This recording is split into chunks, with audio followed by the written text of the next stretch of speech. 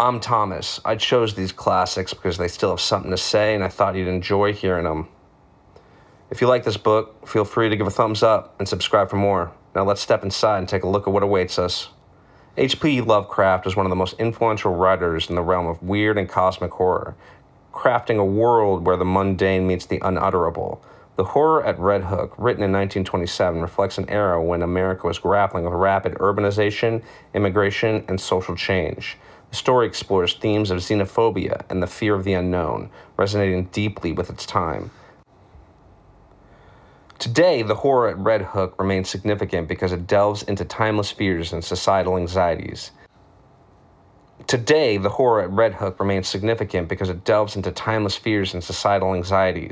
It's a compelling piece that not only entertains but also challenges us to confront our own prejudices and the darkness that can lurk within the shadows of even the most seemingly normal communities. I chose this work from my collection because it encapsulates Lovecraft's unique vision, a blend of eerie atmosphere, historical context, and profound unease that continues to captivate readers. The Horror at Red Hook by H.P. Lovecraft, published in 1927.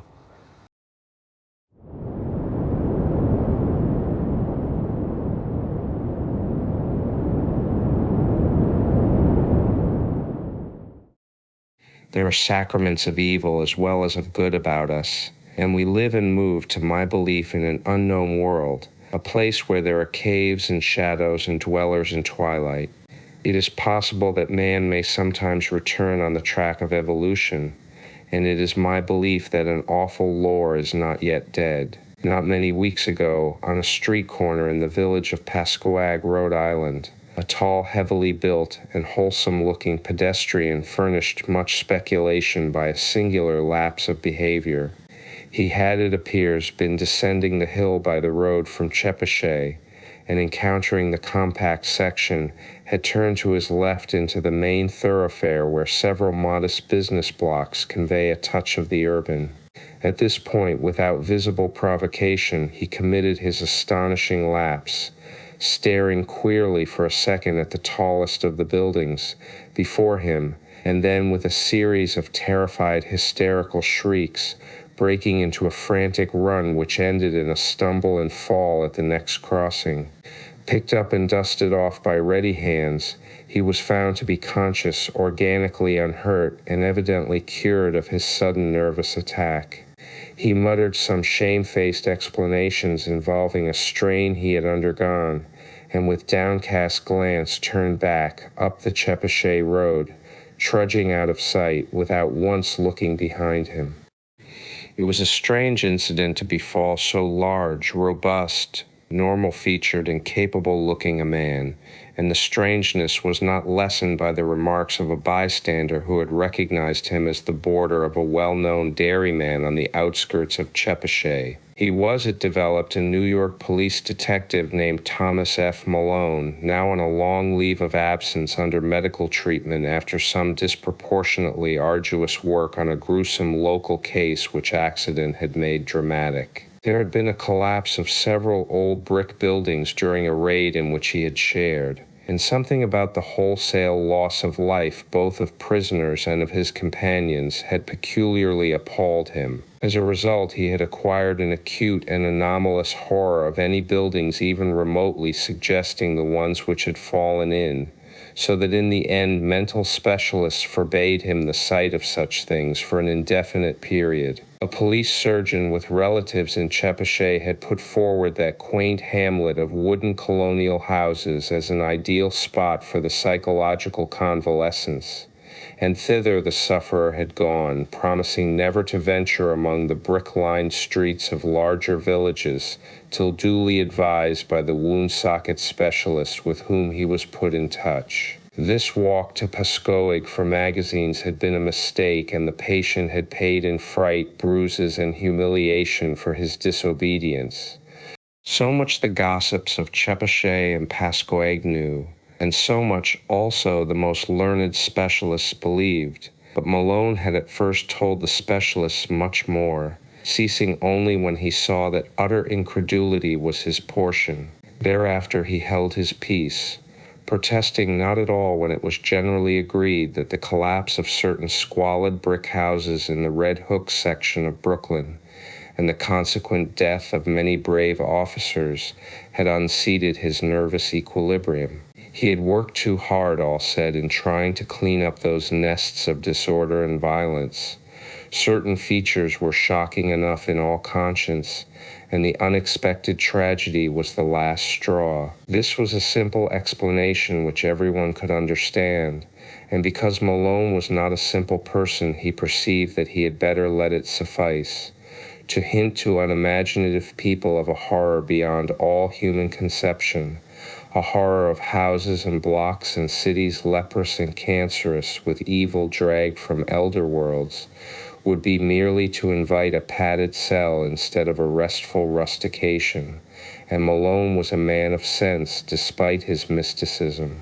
He had the Celt's far vision of weird and hidden things, but the logician's quick eye for the outwardly unconvincing, an amalgam which had led him far afield in the 42 years of his life, and set him in strange places for a Dublin University man born in a Georgian villa near Phoenix Park. And now, as he reviewed the things he had seen and felt and apprehended, Malone was content to keep unshared the secret of what could reduce a dauntless fighter to a quivering neurotic, what could make old brick slums and seas of dark, subtle faces a thing of nightmare and eldritch portent. It would not be the first time his sensations had been forced to bide uninterpreted, for was not his very act of plunging into the polyglot abyss of New York's underworld a freak beyond sensible explanation? What could he tell the prosaic of the antique witcheries and grotesque marvels discernible to sensitive eyes amidst the poisoned cauldron where all the varied dregs of unwholesome ages mix their venom and perpetuate their obscene terrors? He had seen the hellish green flame of secret wonder in this blatant, evasive welter of outward greed and inward blasphemy,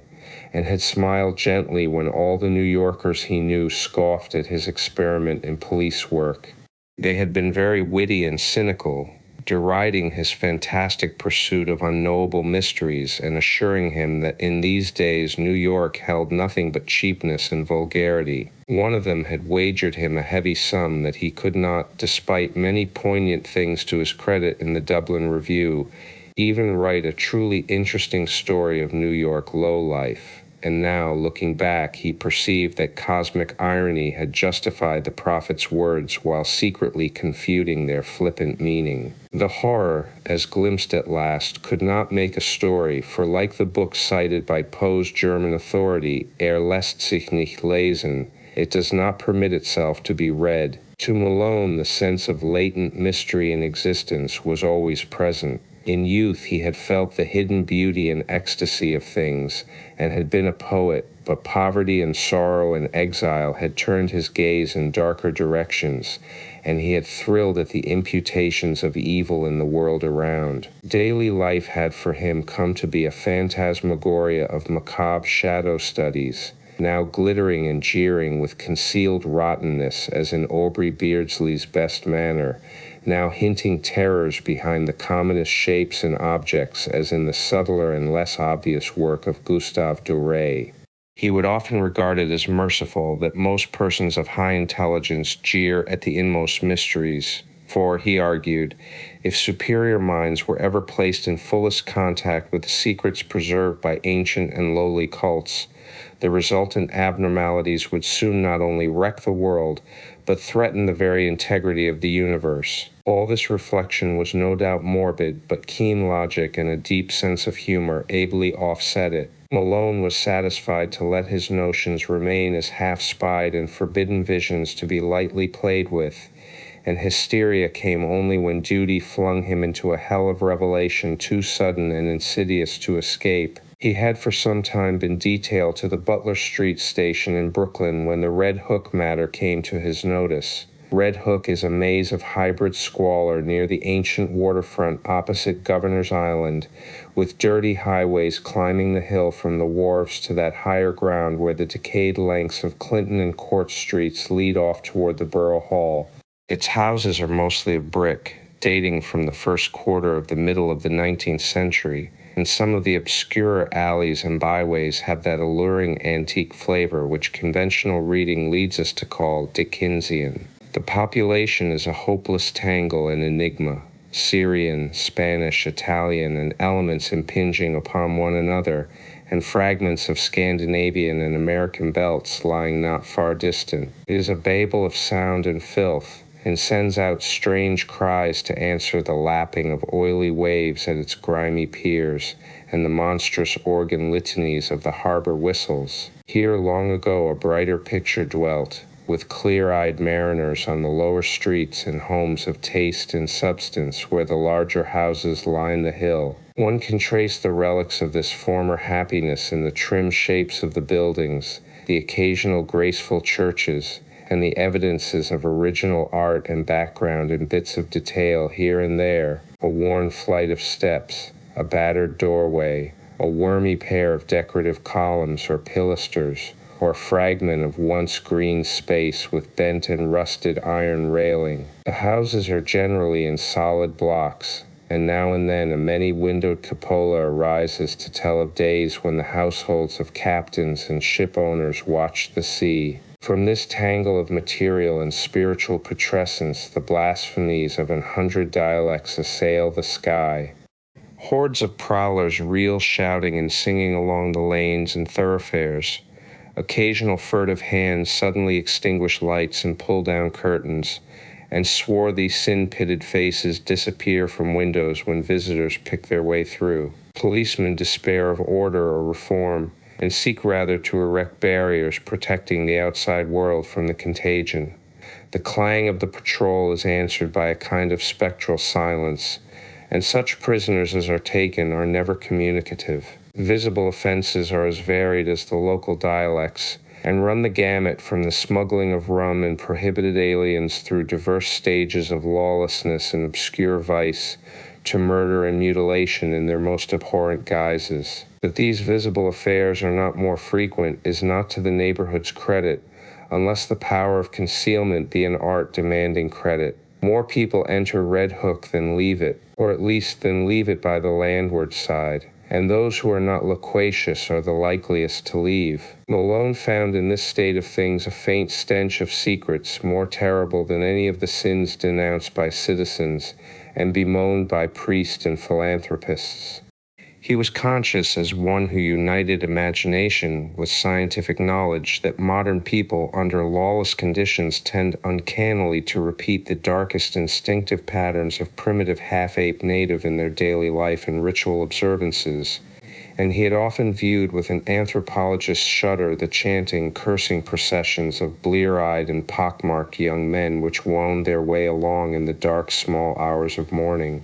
One saw groups of these youths incessantly, sometimes in leering vigils on street corners, sometimes in doorways playing eerily on cheap instruments of music, sometimes in stupefied dozes or indecent dialogues around cafeteria tables near Borough Hall, and sometimes in whispering converse around dingy taxicabs drawn up at the high stoops of crumbling and closely shuttered old houses. They chilled and fascinated him more than he dared confess to his associates on the force, for he seemed to see in them some monstrous thread of secret continuity, some fiendish, cryptical, and ancient pattern utterly beyond and below the sordid mass of facts and habits and haunts listed with such conscientious technical care by the police. They must be, he felt inwardly, the heirs of some shocking and primordial tradition, the sharers of debased and broken scraps from cults and ceremonies older than mankind. Their coherence and definiteness suggested it,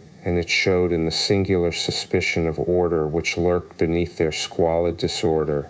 He had not read in vain such treatises as Miss Murray's Witch Cult in Western Europe, and knew that up to recent years there had certainly survived among peasants and furtive folk a frightful and clandestine system of assemblies and orgies descended from dark religions antedating the ancient world, and appearing in popular legends as black masses and witches' sabbaths. That these hellish vestiges of old Turanian Asiatic magic and fertility cults were even now wholly dead he could not for a moment suppose, and he frequently wondered how much older and how much blacker than the very worst of the muttered tales some of them might really be. It was the case of Robert Sweetum which took Malone to the heart of things in Red Hook. Sweetum was a lettered recluse of ancient Dutch family, possessed originally of barely independent means, and inhabiting the spacious but ill-preserved mansion which his grandfather had built in Flatbush when that village was little more than a pleasant group of colonial cottages surrounding the steepled and ivy-clad Reformed church with its iron-railed yard of Netherlandish gravestones. In this lonely house, set back from Martin Street amidst a yard of venerable trees, Sweetum had read and brooded for some 6 decades, except for a period a generation before, when he had sailed for the old world and remained there out of sight for 8 years. He could afford no servants, and would admit but few visitors to his absolute solitude, eschewing close friendships and receiving his rare acquaintances in one of the 3 ground-floor rooms, which he kept in order, a vast high-ceiled library whose walls were solidly packed with tattered books of ponderous, archaic, and vaguely repellent aspect. The growth of the town and its final absorption in the Brooklyn district had meant nothing to Sweetum, and he had come to mean less and less to the town. Elderly people still pointed him out on the streets, but to most of the recent population he was merely a queer, corpulent old fellow whose unkempt white hair, stubbly beard, shiny black clothes, and gold-headed cane earned him an amused glance and nothing more. Malone did not know him by sight till duty called him to the case, but had heard of him indirectly as a really profound authority on medieval superstition, and had once idly meant to look up an out-of-print pamphlet of his on the Kabbalah and the Faustus legend, which a friend had quoted from memory. Sweetum became a case when his distant and only relatives sought court pronouncements on his sanity. Their action seemed sudden to the outside world, but was really undertaken only after prolonged observation and sorrowful debate. It was based on certain odd changes in his speech and habits, wild references to impending wonders, and unaccountable hauntings of disreputable Brooklyn neighborhoods. He had been growing shabbier and shabbier with the years, and now prowled about like a veritable mendicant, seen occasionally by humiliated friends in subway stations or loitering on the benches around Borough Hall in conversation with groups of swarthy, evil-looking strangers. When he spoke, it was to babble of unlimited powers almost within his grasp, and to repeat with knowing leers such mystical words of names as Sephiroth, Ashmodai, and Samael. The court action revealed that he was using up his income and wasting his principal in the purchase of curious tomes imported from London and Paris, and in the maintenance of a squalid basement flat in the Red Hook district where he spent nearly every night receiving odd delegations of mixed rowdies and foreigners, and apparently conducting some kind of ceremonial service behind the green blinds of secretive windows. Detectives assigned to follow him reported strange cries and chants and prancing of feet filtering out from these nocturnal rites, and shuddered at their peculiar ecstasy and abandon despite the commonness of weird orgies in that sodden section. When, however, the matter came to a hearing, Sweetum managed to preserve his liberty. Before the judge his manner grew urbane and reasonable, and he freely admitted the queerness of demeanor and extravagant cast of language into which he had fallen through excessive devotion to study and research. He was, he said, engaged in the investigation of certain details of European tradition which required the closest contact with foreign groups and their songs and folk dances. The notion that any low secret society was preying upon him as hinted by his relatives was obviously absurd, and showed how sadly limited was their understanding of him and his work. Triumphing with his calm explanations, he was suffered to depart unhindered, and the paid detectives of the Sweetums, Corliers, and Van Bruns were withdrawn in resigned disgust. It was here that an alliance of federal inspectors and police, Malone with them, entered the case. The law had watched the Sweetum action with interest, and had in many instances been called upon to aid the private detectives. In this work, it developed that Sudam's new associates were among the blackest and most vicious criminals of Red Hook's devious lanes, and that at least a third of them were known and repeated offenders in the matter of thievery, disorder, and the importation of illegal immigrants. Indeed, it would not have been too much to say that the old scholar's particular circle coincided almost perfectly with the worst of the organized cliques which smuggled ashore certain nameless and unclassified Asian dregs, wisely turned back by Ellis Island. In the teeming rookeries of Parker Place, since renamed, where Sudam had his basement flat, there had grown up a very unusual colony of unclassified slant-eyed folk who used the Arabic alphabet but were eloquently repudiated by the great mass of Syrians in and around Atlantic Avenue. They could all have been deported for lack of credentials, but legalism is slow-moving, and one does not disturb Red Hook unless publicity forces one to. These creatures attended a tumble-down stone church used Wednesdays as a dance hall, which reared its Gothic buttresses near the vilest part of the waterfront. Clergy throughout Brooklyn denied the place all standing and authenticity, and policemen agreed with them when they listened to the noises it emitted at night.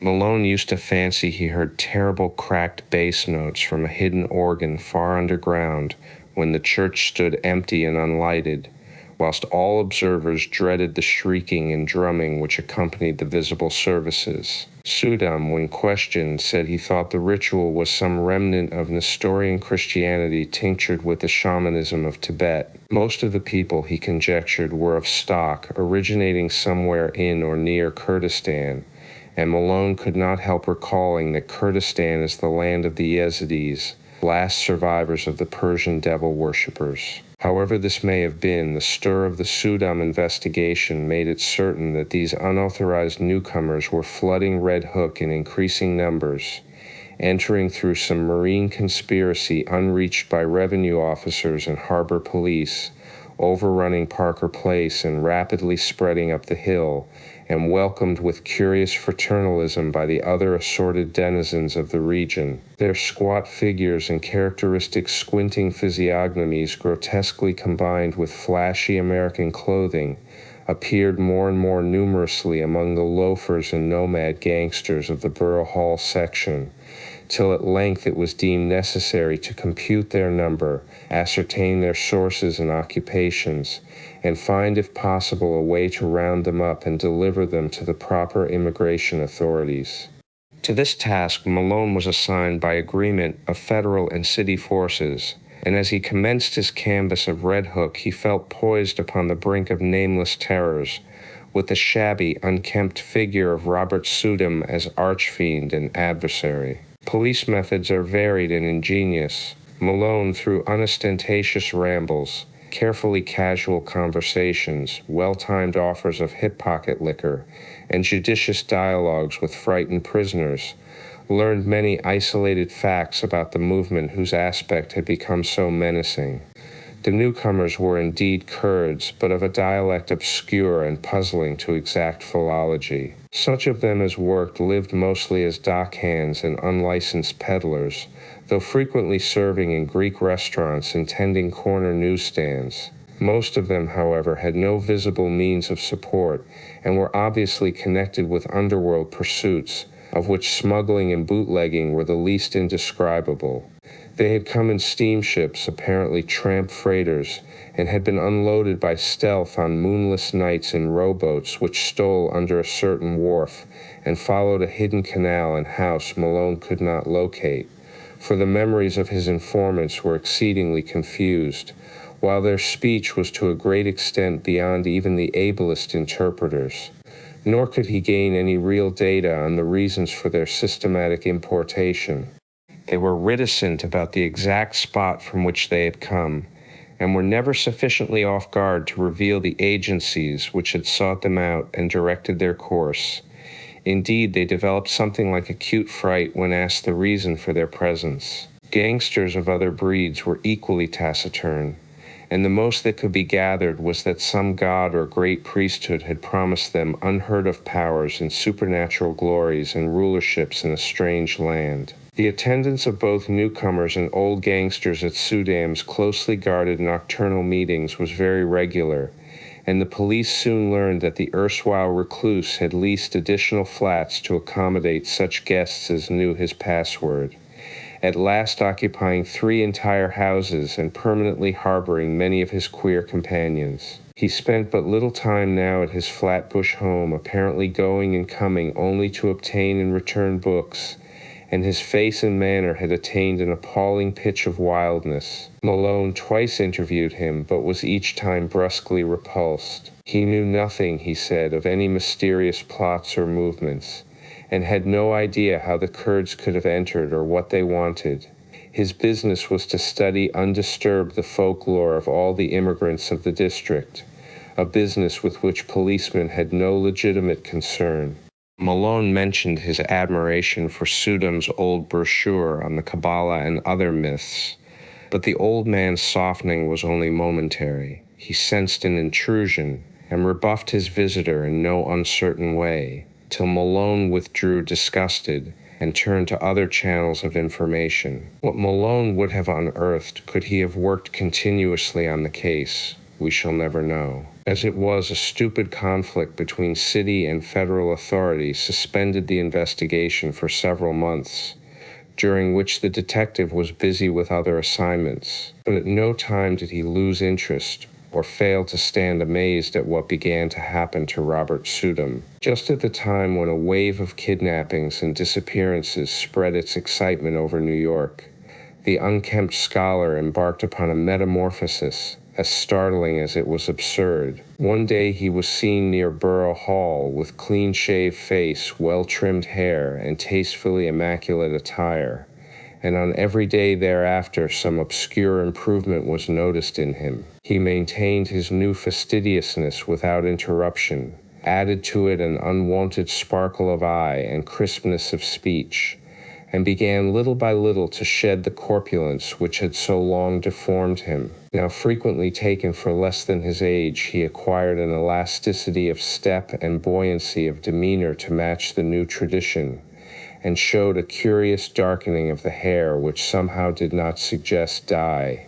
As the months passed, he commenced to dress less and less conservatively, and finally astonished his few friends by renovating and redecorating his Flatbush mansion, which he threw open in a series of receptions, summoning all the acquaintances he could remember, and extending a special welcome to the fully forgiven relatives who had lately sought his restraint. Some attended through curiosity, others through duty, but all were suddenly charmed by the dawning grace and urbanity of the former hermit. He had, he asserted, accomplished most of his allotted work, and having just inherited some property from a half-forgotten European friend, was about to spend his remaining years in a brighter second youth which ease, care, and diet had made possible to him. Less and less was he seen at Red Hook, and more did he move in the society to which he was born. Policemen noted a tendency of the gangsters to congregate at the old stone church and dance hall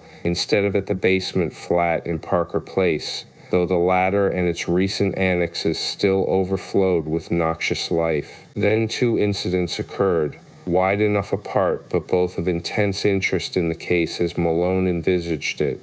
One was a quiet announcement in the Eagle of Robert Sudam's engagement to Miss Cornelia Garretson of Bayside, a young woman of excellent position, and distantly related to the elderly bridegroom-elect, whilst the other was a raid on the dance hall church by city police, after a report that the face of a kidnapped child had been seen for a second at one of the basement windows. Malone had participated in this raid and studied the place with much care when inside. Nothing was found.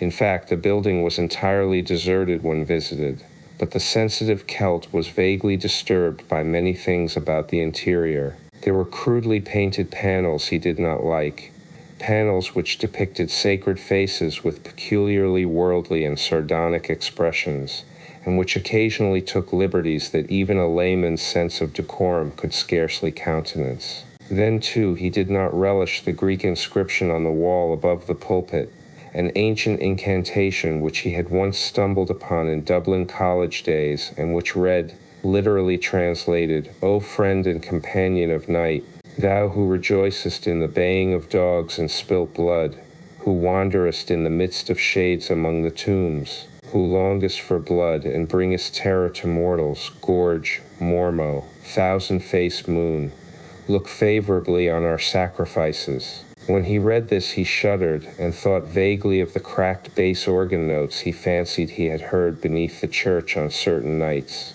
He shuddered again at the rust around the rim of a metal basin which stood on the altar, and paused nervously when his nostrils seemed to detect a curious and ghastly stench from somewhere in the neighborhood. That organ memory haunted him, and he explored the basement with particular assiduity before he left. The place was very hateful to him. Yet, after all, were the blasphemous panels and inscriptions more than mere crudities perpetrated by the ignorant? By the time of Sudam's wedding, the kidnapping epidemic had become a popular newspaper scandal. Most of the victims were young children of the lowest classes, but the increasing number of disappearances had worked up a sentiment of the strongest fury. Journals clamored for action from the police, and once more the Butler Street station sent its men over Red Hook for clues, discoveries, and criminals. Malone was glad to be on the trail again, and took pride in a raid on one of Sudam's Parker Place houses.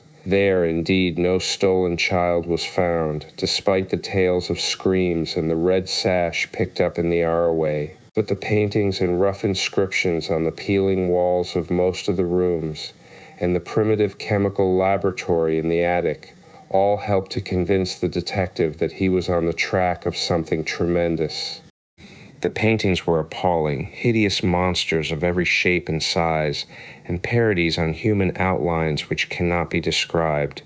The writing was in red and varied from Arabic to Greek, Roman, and Hebrew letters. Malone could not read much of it, but what he did decipher was portentous and Kabbalistic enough. One frequently repeated motto was in a sort of Hebraized Hellenistic Greek, and suggested the most terrible demon evocations of the Alexandrian decadence. Circles and pentagrams loomed on every hand, and told indubitably of the strange beliefs and aspirations of those who dwelt so squalidly here. In the cellar, however, the strangest thing was found, a pile of genuine gold ingots covered carelessly with a piece of burlap, and bearing upon their shining surfaces the same weird hieroglyphics which also adorned the walls. During this raid, the police encountered only a passive resistance from the squinting Eastern that swarmed from every door. Finding nothing relevant, they had to leave all as it was. But the precinct captain wrote Sudam a note advising him to look closely to the character of his tenants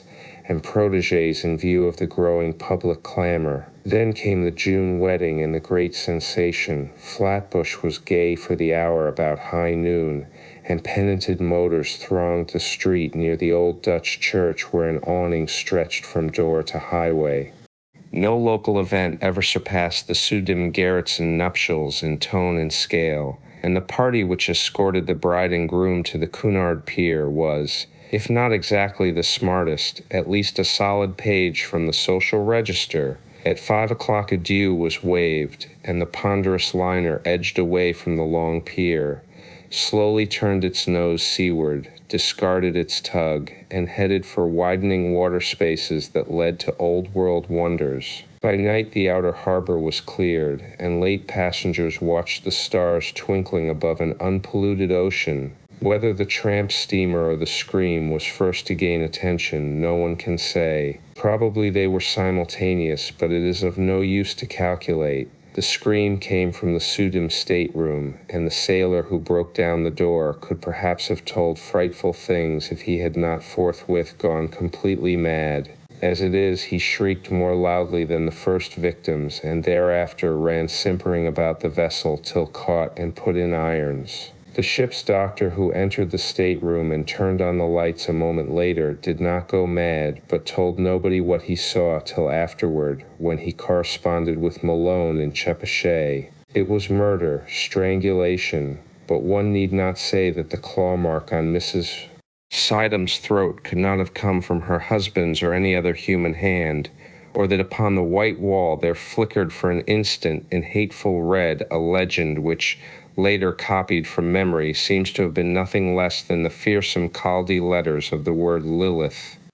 One need not mention these things because they vanish so quickly. As for Sidam, one could at least bar others from the room until one knew what to think oneself. The doctor has distinctly assured Malone that he did not see IT. The open porthole just before he turned on the lights was clouded for a second with a certain phosphorescence, and for a moment there seemed to echo in the night outside the suggestion of a faint and hellish tittering, but no real outline met the eye. As proof, the doctor points to his continued sanity.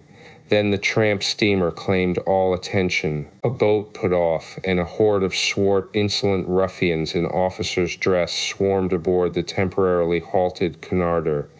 They wanted Sidam or his body. They had known of his trip, and for certain reasons were sure he would die. The captain's deck was almost a pandemonium, for at the instant between the doctor's report from the stateroom and the demands of the men from the tramp, not even the wisest and gravest seaman could think what to do.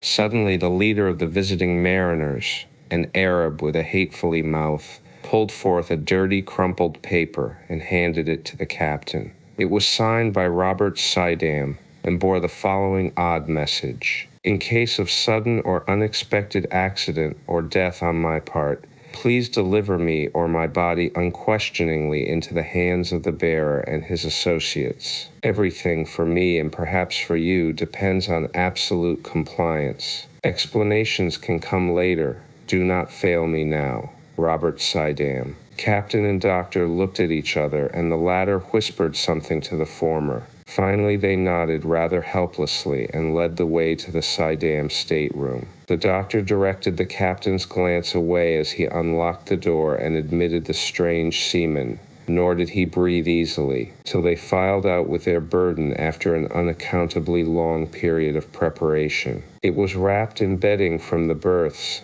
and the doctor was glad that the outlines were not very revealing. Somehow the men got the thing over the side and away to their tramp steamer without uncovering it.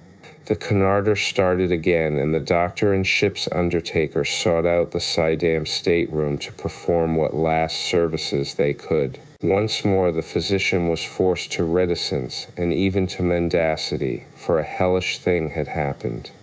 When the undertaker asked him why he had drained off all of Mrs. Sidam's blood, he neglected to affirm that he had not done so, nor did he point to the vacant bottle spaces on the rack, or to the odor in the sink which showed the hasty disposition of the bottle's original contents. The pockets of those men, if men they were, had bulged damnably when they left the ship. 2 hours later, and the world knew by radio all that it ought to know of the horrible affair. That same June evening, without having heard a word from the sea, Malone was very busy among the alleys of Red Hook. A sudden stir seemed to permeate the place, and as if apprised by grapevine telegraph of something singular, the denizens clustered expectantly around the dance hall church and the houses in Parker Place. 3 children had just disappeared, blue-eyed Norwegians from the streets toward Gowanus, and there were rumors of a mob forming among the sturdy Viking of that section. Malone had for weeks been urging his colleagues to attempt a general cleanup, and at last, moved by conditions more obvious to their common sense than the conjectures of a Dublin dreamer, they had agreed upon a final stroke. The unrest and menace of this evening had been the deciding factor, and just about midnight a raiding party recruited from 3 stations descended upon Parker Place and its environs. Doors were battered in, stragglers arrested, and candle-lighted rooms forced to disgorge unbelievably throngs of mixed foreigners in figured robes, mitres, and other inexplicable devices. Much was lost in the melee, for objects were thrown hastily down unexpected shafts, and betraying odors deadened by the sudden kindling of pungent incense. But spattered blood was everywhere, and Malone shuddered whenever he saw a brazier or altar from which the smoke was still rising. He wanted to be in several places at once, and decided on Sudham's basement flat only after a messenger had reported the complete emptiness of the dilapidated dance hall church. The flat, he thought, must hold some clue to a cult of which the occult scholar had so obviously become the center and leader, and it was with real expectancy that he ransacked the musty rooms, noted their vaguely charnel odor, and examined the curious books, instruments, gold ingots, and glass-stoppered bottles scattered carelessly here and there. Once a lean black and white cat edged between his feet and tripped him, overturning at the same time a beaker half full of red liquid. The shock was severe, and to this day Malone is not certain of what he saw, but in dreams he still pictures that cat as it scuttled away with certain monstrous alterations and peculiarities. Then came the locked cellar door, and the search for something to break it down. A heavy stool stood near, and its tough seat was more than enough for the antique panels. A crack formed and enlarged, and the whole door gave way, but from the other side, whence poured a howling tumult of ice-cold wind, with all the stenches of the bottomless pit, and whence reached a sucking force not of earth or heaven, which, coiling sentiently about the paralyzed detective, dragged him through the aperture and down unmeasured spaces filled with whispers and wails and gusts of mocking laughter. Of course it was a dream. All the specialists have told him so, and he has nothing tangible to prove the contrary. Indeed, he would rather have it thus, for then the sight of old brick slums and dark foreign faces would not eat so deeply into his soul. But at the time it was all horribly real, and nothing can ever efface the memory of those nighted crypts, those Titan arcades, and those half-formed shapes of hell that strode gigantically in silence, holding half-eaten things, whose still surviving portions screamed for mercy or laughed with madness. Odors of incense and corruption joined in sickening concert, and the black air was alive with the cloudy, semi-visible bulk of shapeless elemental things with eyes. Somewhere dark, sticky water was lapping at onyx piers, and once the shivery tinkle of raucous little bells pealed out to greet the insane titter of a naked phosphorescent thing which swam into sight, scrambled ashore, and climbed up to squat leeringly on a carved golden pedestal in the black ground. Avenues of limitless night seemed to radiate in every direction, till one might fancy that here lay the root of a contagion destined to sicken and swallow cities and engulf nations in the feeder of hybrid pestilence. Here cosmic sin had entered, and festered by unhallowed rites had commenced the grinning march of death that was to rot us all to fungus abnormalities too hideous for the grave's holding. Satan here held his Babylonish court, and in the blood of stainless childhood the leprous limbs of phosphorescent Lilith were laved. Incubi and succubi howled praise to Hecate, and headless mooncalves bleated to the Magna Mater. Goats leaped to the sound of thin accursed flutes, and Aegipans chased endlessly after misshapen fawns over rocks twisted like swollen toads. Moloch and Ashtaroth were not absent, for in this quintessence of all damnation the bounds of consciousness were let down, and man's fancy lay open to vistas of every realm of horror and every forbidden dimension that evil had power to mold. The world and nature were helpless against such assaults from unsealed wells of night, nor could any sign or prayer check the walpurgisage of horror which had come when a sage with the hateful, locked and brimming coffer of transmitted demon lore. Suddenly a ray of physical light shot through these phantasms, and Malone heard the sound of oars amidst the blasphemies of things that should be dead. A boat with a lantern in its prow darted into sight, made fast to an iron ring in the slimy stone pier, and vomited forth several dark men bearing a long burden swathed in bedding. They took it to the naked phosphorescent thing on the carved gold pedestal, and the thing tittered and pawed the bedding. Then they unswathed it, and propped upright before the pedestal the gangrenous corpse of a corpulent old man with stubby beard and unkempt white hair. The phosphorescent thing tittered again, and the men produced bottles from their pockets and anointed its feet with red, whilst they afterward gave the bottles to the thing to drink from. All at once, from an arcaded avenue leading endlessly away, there came the demoniac rattle and wheeze of a blasphemous organ, choking and rumbling out of the mockeries of hell in cracked sardonic bass. In an instant, every moving entity was electrified, and forming at once into a ceremonial procession, the nightmare horde slithered away in quiet of the sound. Goat, satyr, and Aegipan, incubus, succuba and lemur, twisted toad and shapeless elemental, dog-faced howler and silent strutter in darkness, all led by the abominable naked phosphorescent thing that had squatted on the carved golden throne, and that now strode insolently bearing in its arms the glassy-eyed corpse of the corpulent old man.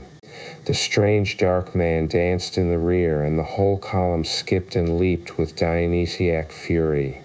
Malone staggered after them a few steps, delirious and hazy, and doubtful of his place in this or any world. Then he turned, faltered, and sank down on the cold, damp stone, gasping and shivering as the demon organ croaked on, and the howling and drumming and tinkling of the mad procession grew fainter and fainter. Vaguely he was conscious of chanted horrors and shocking croakings afar off. Now and then a wail or whine of ceremonial devotion would float to him through the black arcade, whilst eventually there rose the dreadful Greek incantation whose text he had read above the pulpit of that dance-hall church. O friend and companion of night, thou who rejoicest in the baying of dogs, hear a hideous howl burst forth, and spilt blood, hear nameless sounds vied with morbid shriekings, who wanderest in the midst of shades among the tombs, here a whistling sigh occurred, who longest for blood and bringest terror to mortals, short, sharp cries from myriad throats,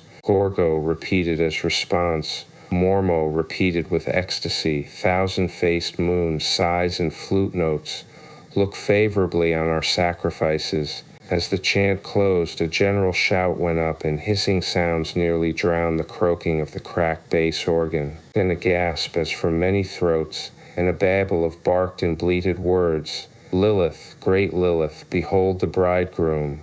More cries, a clamor of rioting, and the sharp clicking footfalls of a running figure. The footfalls approached, and Malone raised himself to his elbow to look. The luminosity of the crypt, lately diminished, had now slightly increased, and in that devil light there appeared the fleeing form of that which should not flee or feel or breathe. The glassy-eyed, gangrenous corpse of the corpulent old man, now needing no support, but animated by some infernal sorcery of the rite just closed. After it raced the naked, tittering, phosphorescent thing that belonged on the carven pedestal, and still farther behind panted the dark men, and all the dread crew of sentient loathsomenesses. The corpse was gaining on its pursuers, and seemed bent on a definite object, straining with every rotting muscle toward the carved golden pedestal, whose necromantic importance was evidently so great. Another moment, and it had reached its goal, whilst the trailing throng labored on with more frantic speed. But they were too late, for in one final spurt of strength which ripped tendon from tendon and sent its noisome bulk floundering to the floor in a state of jellyish dissolution, the staring corpse which had been Robert Sudum achieved its object and its triumph. The push had been tremendous, but the force had held out, and as the pusher collapsed to a muddy blotch of corruption, the pedestal he had pushed tottered, tipped, and finally careened from its onyx base into the thick waters below, sending up a parting gleam of carven gold as it sank heavily to undreamable gulfs of lower Tartarus. In that instant, too, the whole scene of horror faded to nothingness before Malone's eyes, and he fainted amidst a thunderous crash which seemed to blot out all the evil universe. Malone's dream, experienced in full before he knew of Sudum's death and transfer at sea, was curiously supplemented by some oddities of the case, though that is no reason why anyone should believe it. The 3 old houses in Parker Place, doubtless long rotten with decay in its most insidious form, collapsed without visible cause while half the raiders and most of the prisoners were inside, and both of the greater number were instantly killed. Only in the basements and cellars was there much saving of life, and Malone was lucky to have been deep below the house of Robert Sudum, for he really was there, as no one is disposed to deny. They found him unconscious by the edge of the night-black pool with a grotesquely horrible jumble of decay and bone, identifiable through dental work as the body of Sudum, a few feet away. The case was plain, for it was hither that the smuggler's underground canal led, and the men who took Sidum from the ship had brought him home. They themselves were never found or identified, and the ship's doctor is not yet satisfied with the certitudes of the police. Sidum was evidently a leader in extensive man-smuggling operations, for the canal to his house was but one of several subterranean channels and tunnels in the neighborhood. There was a tunnel from this house to a crypt beneath the dance hall church, a crypt accessible from the church only through a narrow secret passage in the north wall, and in whose chambers some singular and terrible things were discovered. The croaking organ was there, as well as a vast arched chapel with wooden benches and a strangely figured altar. The walls were lined with small cells, in 17 of which, hideous to relate, solitary prisoners in a state of complete idiocy were found chained, including 4 mothers with infants of disturbingly strange appearance. These infants died soon after exposure to the light, a circumstance which the doctors thought rather merciful. Nobody but Malone, among those who inspected them, remembered the somber question of old Delrio: "An essent unquam daemones incubi et succubi, et an ex tali congressu prolis nasciquat." Before the canals were filled up, they were thoroughly dredged and yielded forth a sensational array of sawed and split bones of all sizes. The kidnapping epidemic very clearly had been traced home, though only 2 of the surviving prisoners could by any legal thread be connected with it. These men are now in prison since they failed of conviction as accessories in the actual murders. The carved golden pedestal or throne, so often mentioned by Malone as of primary occult importance, was never brought to light, though at one place under the Sudum house, the canal, was observed to sink into a well too deep for dredging. It was choked up at the mouth and cemented over when the cellars of the new houses were made, but Malone often speculates on what lied beneath. The police, satisfied that they had shattered a dangerous gang of maniacs and alien smugglers, turned over to the federal authorities the unconvicted Kurds who before their deportation were conclusively found to belong to the Yazidi clan of devil's worshippers. The tramp ship and its crew remain an elusive mystery, though cynical detectives are once more ready to combat its smuggling and rum-running ventures. Malone thinks these detectives show a sadly limited perspective in their lack of wonder at the myriad unexplainable details and the suggestive obscurity of the whole case, though he is just as critical of the newspapers which saw only a morbid sensation and gloated over a minor sadist cult when they might have proclaimed a horror from the universe's very heart.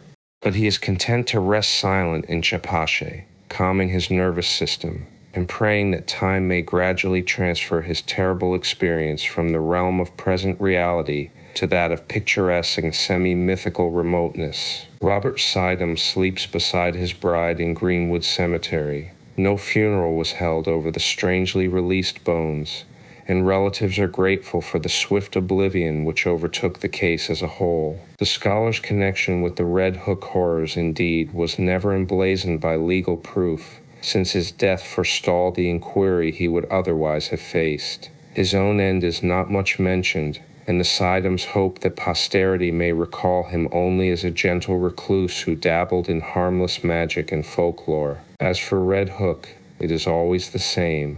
Sidum came and went, a terror gathered and faded, but the evil spirit of darkness and squalor broods on amongst the old brick houses, and prowling bands still parade on unknown errands past windows where lights and twisted faces unaccountably appear and disappear. Age-old horror is a hydra with 1,000 heads, and the cults of darkness are rooted in blasphemies deeper than the well of Democritus.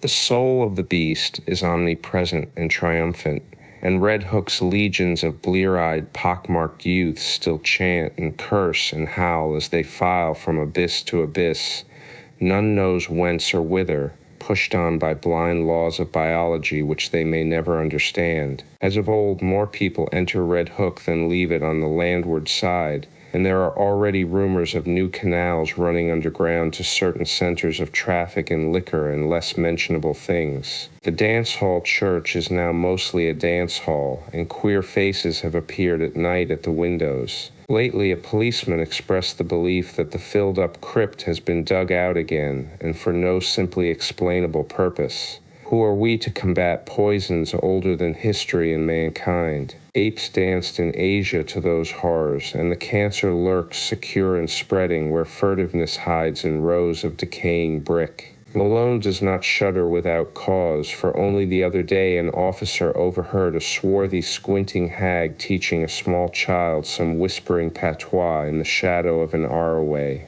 He listened and thought it very strange when he heard her repeat over and over again, "O friend and companion of night, thou who rejoicest in the baying of dogs and spilt blood, who wanderest in the midst of shades among the tombs, who longest for blood and bringest terror to mortals, Gorgo, Mormo, thousand-faced moon, look favorably on our sacrifices.